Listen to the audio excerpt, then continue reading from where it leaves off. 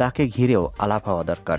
তার নাম, তার কাজ, তার সাহসকে মনে রাখা উচিত এ প্রজন্মের তরুণ তরুণীদের।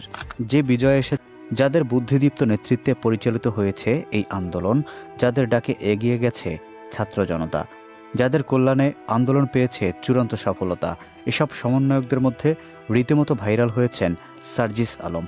ব্যাপক আলোচনায় আছেন নাহিদ, হাসনাত, আসিফ ও যেন ভুলতেই বসেছেন অনেকে। তিনি অবশ্য ছাত্র নন, ছাত্রী।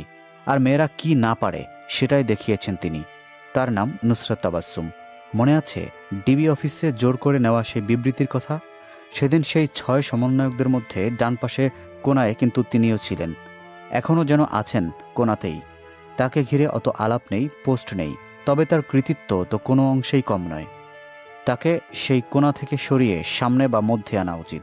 তাকেও প্রশংসা করা উচিত। বৈষম্য বিরোধী ছাত্র আন্দোলনের অন্যান্য সমন্বয়কদের নিয়ে আলোচনা থাকলেও অনেকটা আড়ালেই পড়ে গেছেন নুসরাত তাবাসসুম। সার্জিস, নাহিদ, হাসনাতদের মতো এত আলাপ নেই সোশ্যাল মিডিয়ায়। মেয়ে বলেই কি আড়ালে থেকে গেলেন নুসরাত? এমন প্রশ্ন অনেকের মনে।